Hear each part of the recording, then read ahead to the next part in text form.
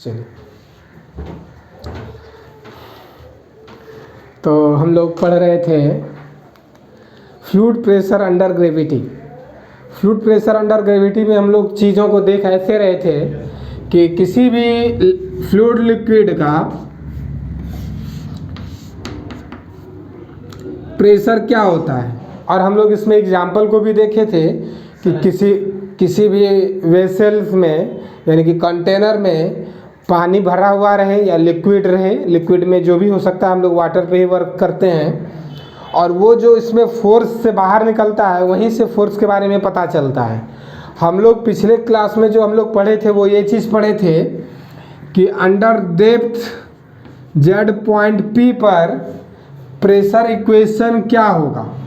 ठीक है, अब हम लोग पढ़ने जा रहे हैं कि यदि इसकी डेंसिटी रो हो और वो यूनिफॉर्म डेंसिटी हो तो प्रेशर क्या होगा, और जब वेरिएबल हो डेंसिटी यानी कि हेड्रोजीनियस लिक्विड हो तब उसका डेंसिटी क्या होगा। हम लोग इक्वेशन एक निकाल कर रखे हुए थे, dp by d z is equal to rho g. ये हमारा इक्वेशन नंबर फर्स्ट था। क्लियर है। अब इसमें दो कंडीशन क्रिएट होगा, दोनों कंडीशन को हम लोग लिखेंगे और दोनों पे हम लोग डिस्कस करेंगे। बहुत इजी है। होमोजीनियस और हेट्रोजीनियस के बारे में पहले भी बता चुके थे कि होमोजीनियस लिक्विड उसको कहते हैं जिसका डेंसिटी यूनिफॉर्म होता है, एक जैसा होता है, और हेट्रोजीनियस उसे कहते हैं जिसका डेंसिटी वेरिएबल होता है, यानी कि फॉर डिफरेंट पॉइंट पर अलग अलग होता है। ठीक उसी की तरह हम लोग मीन डेंसिटी भी पढ़े थे पहले, और यहाँ पे भी हम लोग उस तरह की चीज़ों को समझे थे। तो चलिए आइए केस फर्स्ट शुरू करते हैं।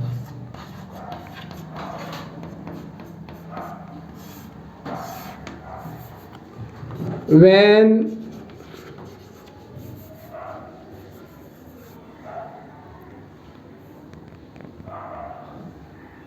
the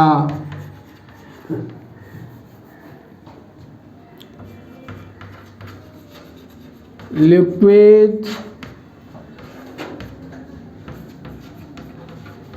fluid of is a homogeneous,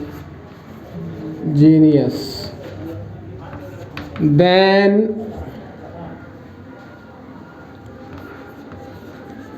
density will be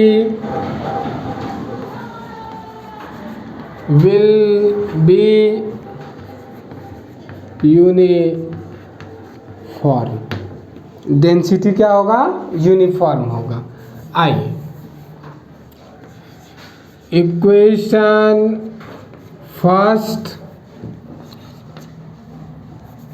implies that, हमारे पास इक्वेशन फर्स्ट से क्या है, dp upon d z is equal to rho ji.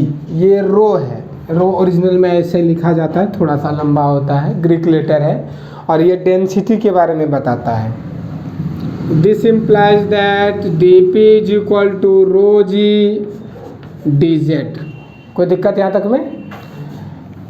Differential equation पढ़े होंगे ना।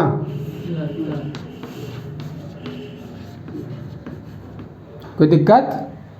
रो और जी दोनों का दोनों कांस्टेंट है, क्योंकि रो जो है ये यूनिफॉर्म डेंसिटी है, मतलब वैल्यू सब जगह इक्वल है। जी ग्रेविटेशनल जान रहे हैं 9.8, तो this is equal to p, differentiation integration cancel out, rho g बाहर और डी जेड का जेड, और प्लस इंटीग्रल कांस्टेंट सी। समझ में आया बात? ठीक है।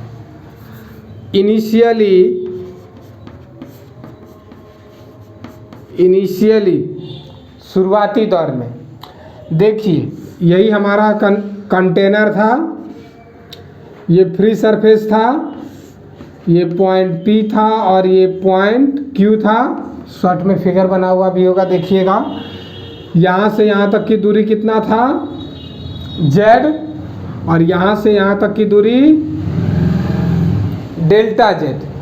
बताइए यहाँ जेड इज इक्वल टू कितना, 0।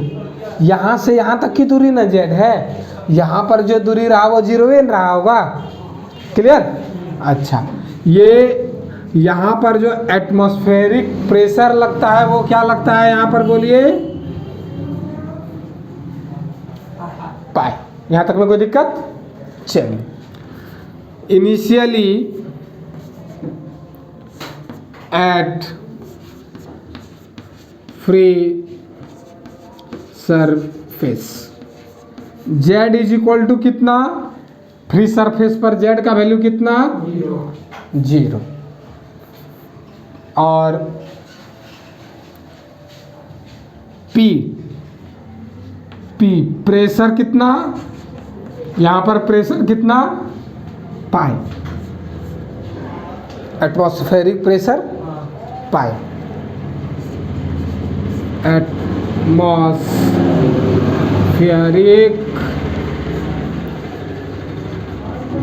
प्रेशर। समझ में आया? यहाँ पे एटमॉस्फेरिक प्रेशर हो गया और यहाँ पे ये। अब देखिए, this implies therefore P is equal to, P के जगह क्या वैल्यू है बोलिए तो, पाई, रो जी, जेड के जगह वैल्यू बोलिए 0, और ये constant. This implies that C is equal to कितना, ये तो खत्म हो गया ना, 0 प्लस C खाली C is equal to pi. कोई दिक्कत? इसको equation number, equation alpha implies that क्या होगा देखिए, C के जगह क्या रख देंगे, पाई, मतलब P is equal to rho G Z plus pi. यहाँ तक में दिक्कत कुछ? ये प्रेशर इतना निकला ना, कब? जब लिक्विड कैसा हो, होमोजीनियस हो। This is required expression.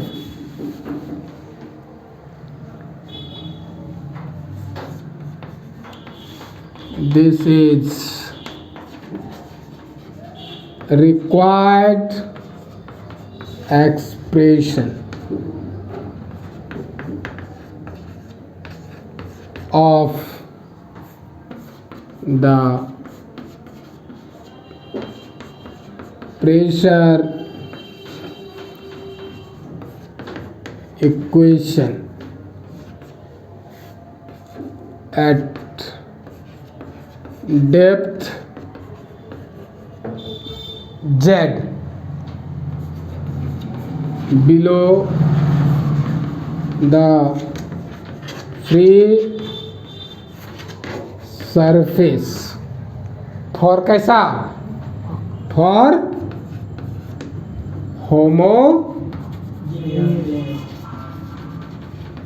Liquid, homogeneous liquid के लिए। समझ में आ गया?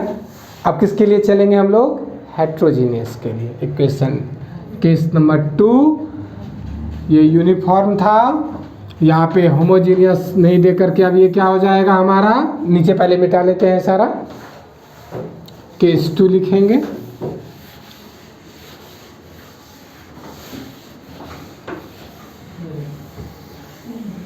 Case 2,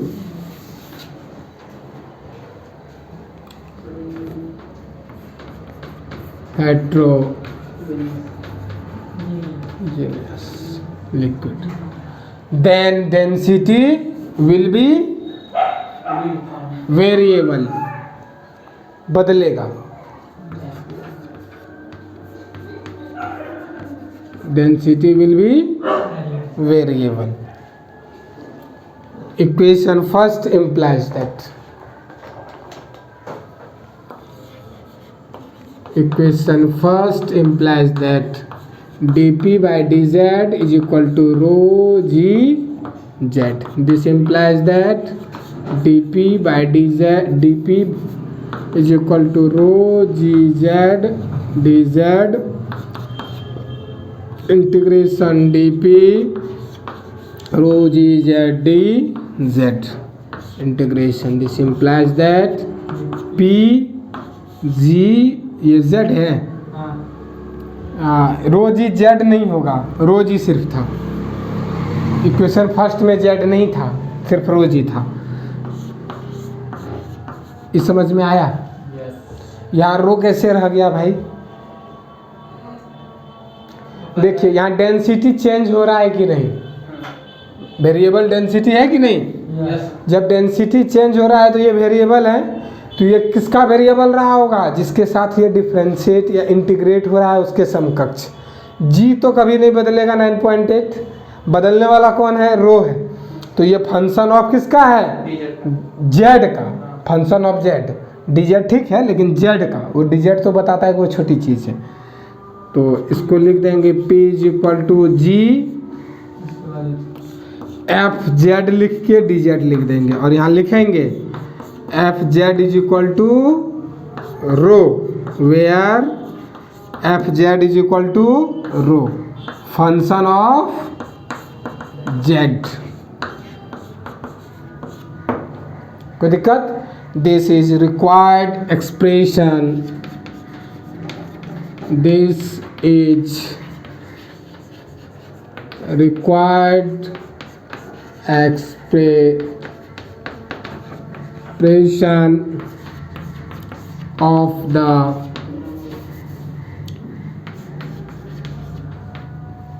pressure equation of the heterogeneous liquid fluid at depth z। कोई दिक्कत?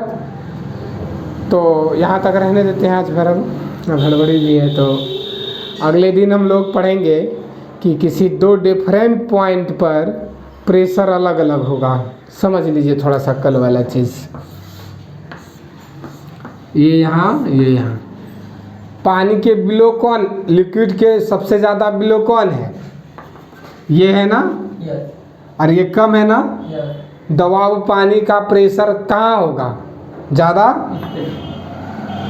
ये दोनों अलग अलग भी है, तो इससे रिलेटेड चीज़ पढ़ेंगे, और कल बहुत सारी चीज़ को पढ़ेंगे। ठीक है, अगले दिन फिर पढ़ते हैं। ठीक।